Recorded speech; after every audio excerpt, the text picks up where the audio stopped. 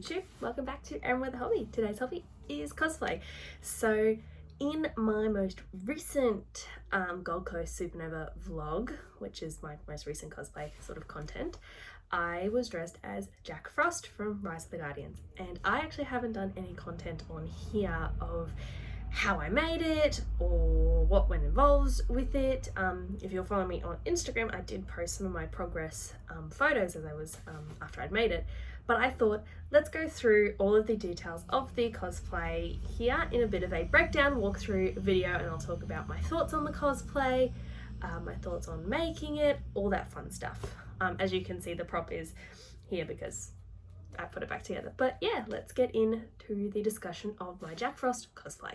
So first I figured we'd start with the wig. So I got this wig from Lightning in a Box, I think was the name of the website. I can't think of the name or the number that it was, but it was basically like a white wig, which is probably a bit different than what his actual hair looks like, but this is it not on. His hair in the show is a lot more spiky, but I chose not to. One, because I haven't done a whole lot of wig styling or anything, but I just felt that this wig was the right color. It wasn't too crazy. It's got a few bangs at the front, but it's fairly casual. It was very comfortable to wear. Like, that's probably going to be the main thing. This cosplay was extremely comfortable to wear, partly because it is literally pants, a hoodie, and a wig. The only thing is my arm did get very sore carrying the staff around as well as shopping.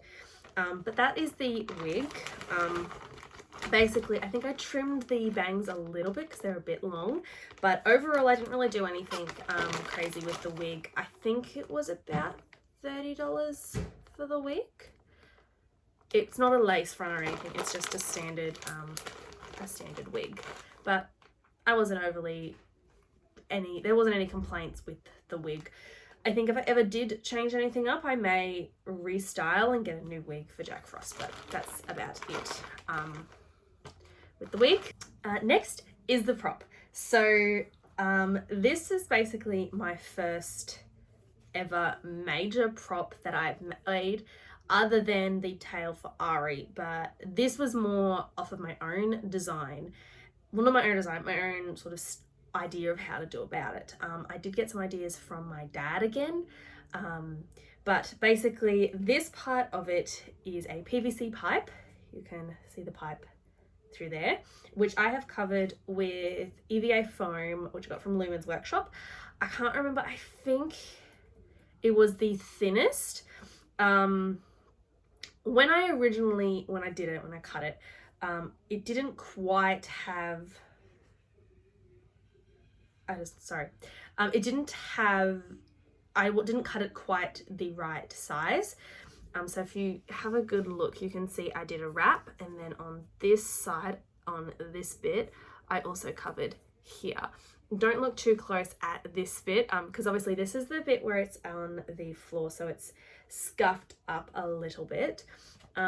This green is because it got through weapons check at Supernova. Then the hook of it is made with a wire, which I bent into the shape of this. Then you can sort of see it. This bit is then, it is covered with a pool noodle, which I cut and tried to get into this shape, which is very difficult to do because it did not want to stay curved, but I got it to because I glued it and then taped it. Then I covered it with, then I carved it, because you can see it's not all the way around, but then I carved it and then covered it with EVA foam again. Now, this was so fun to make. I loved well, I suppose it wasn't so much fun to make, it was more fun to detail, because I have found out that detailing and painting is some of my favorite parts of the cosplay thing. So what I then did was spray painted the entire thing with like this shiny gold thing, which does sort of peek out a little bit, but I did it for the entire prop. and then sort of did like a wash paint with brown. So you can see, I don't know if it'll show, but there's like some golds peeking through, which gives it that wood effect. And then obviously Jack Frost, because Frost, there is a heap of frost detailing, which I did white first. So I did a lot of white on the bits that extend up. And then I added blue to it because Frost is sort of that mix of white and blue. For the hook, I then mixed the blue and the white and sort of did a paint.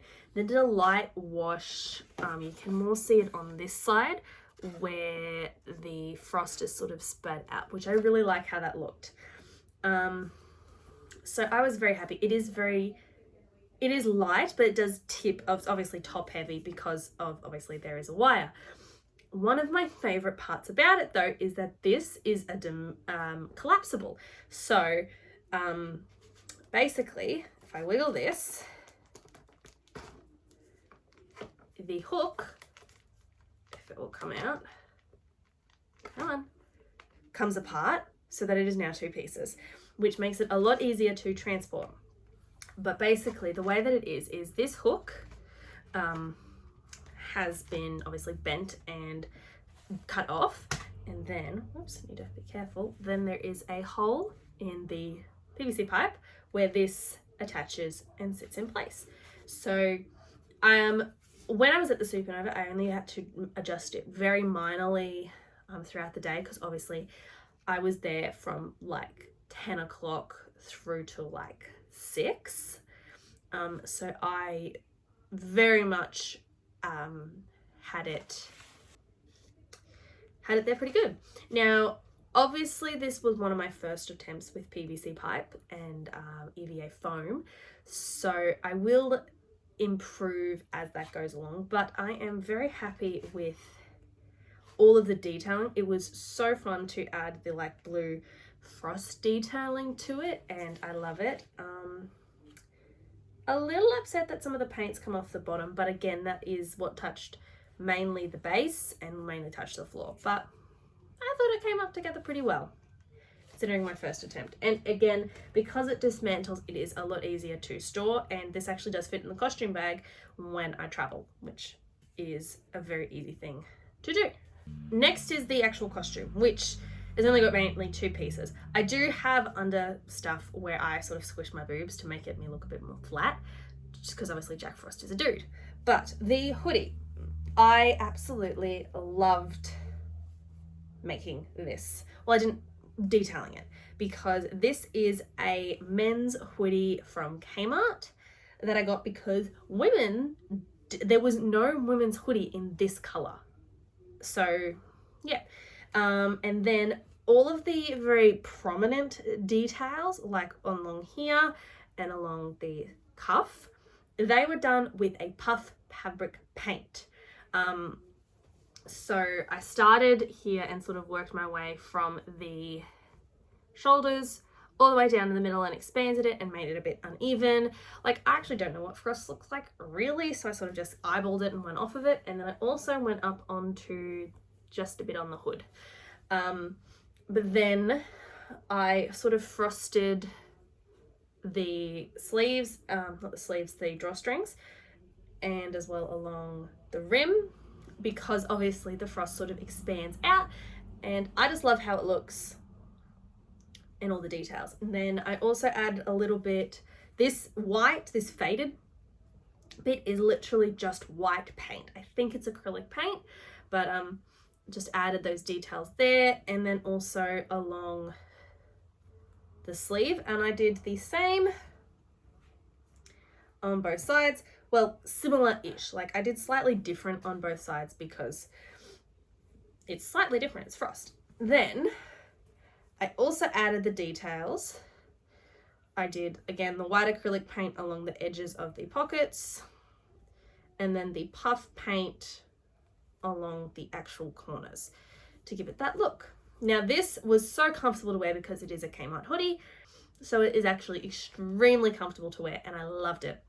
Now, the good thing is as well, because of the paint that it used, it is washable, because obviously wearing it all day, it's going to get sweaty. So it's extremely comfortable. I love how the frost sort of turned out and worked like that. I didn't actually do anything on the top of the hood or alter it that way, but I did add all of these frosting details. Again, just because I knew there was blue hoodies out there, I just had to try and find them. And surprisingly, this was the bit that took me the longest, was finding the damn hoodie. But it's extremely comfortable and it was fun, lovely to wear. It was just like, oh, so good. Plus, a workable pocket. Next is the pants. Now again, I bought these tracksuit pants. These ones are actually female. I believe I got these ones from Kmart as well, but they're a women's one, and the actual color of the pants is more this lighter brown. Now originally I was going to go for the dark brown pants, but I couldn't actually find them, so I went with the lighter ones and then added the dark sort of weathered look to the top, because his pants in the animated show are sort of a bit more very dark with like faded bits, because obviously he's worn them for like 300 years. So I sort of did that roughed up pattern, and obviously it goes all the way down the crotch bit as well. I also did it along the back so that it has the same pattern, and then don't know if it'll show, but I also did along the sides of the knees, and then on the back you can see where they've like I've done that sort of roughed up pattern on the back where the knees actually are. Again, these have workable pockets, which is always a bonus. Then the bottom of the legs, to get that wrap look, I put some string on when I had the pants on, and then I hand sewed a few bits of it in place so it would stay, but I still have the ability to get them up and off my leg. I also cut the bottom off and then sort of roughed it up, because again, he's had these pants for 300 years. He also has frosting on the bottom, which I sort of, well, first I darkened them and roughed them up faded wise, but then I did white and blue. Well, I did white, well, I think I did blue, and then I did like a light white, sort of did a reverse of what I did on the staff, but I thought they looked really good. Again, similar on both legs. His ties actually do go higher up his leg, but I preferred having them that bit lower, because then it made it a lot easier for me to get them on and off as well.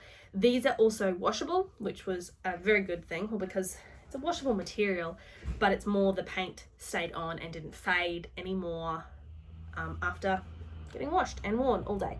Again, extremely comfortable, and I absolutely loved wearing them. Obviously I can't wear this in summer because it's freaking hot, but it was extremely comfortable to wear. Okay, so those are literally all the bits. I did wear thongs when I wore this at the convention, because he technically doesn't wear shoes, so I had to do something because I wasn't game enough to walk around the Gold Coast Convention Centre and on the roads without shoes on, so I just wore thongs and it worked. Now, as I said in the convention vlog, I was extremely well recognized in this costume, and I think I got the most compliments I think I have ever had since when I wore this, and I felt so comfortable in it, and I loved what people like to say, and it was just so much more fun when I was recognized. Like, yes, I love cosplaying some of the characters that aren't as well recognized, but I still had such an amazing time. I have also wanted to do Tooth Fairy from that movie as well, because I love the design of the Tooth Fairy. I will admit it will be extremely difficult to do, because there will be a lot of feathers and a lot of gluing and possibly sewing, because it'll be a bodysuit. The bodysuit part would probably be easy, but it'll be the shoes and the wings and the headpiece and the makeup, and yeah, no, saying that out loud, that would be very difficult. If you would like me to do that, let me know in the comments, because I would love to, she's on my list of cosplays to do, but she's gonna be fun to actually do. But yeah, I hope everyone enjoyed the video. If you did, hit that like button and subscribe so you don't miss out on any future videos by me. And I hope everyone has a lovely day and continues to live well. Bye guys.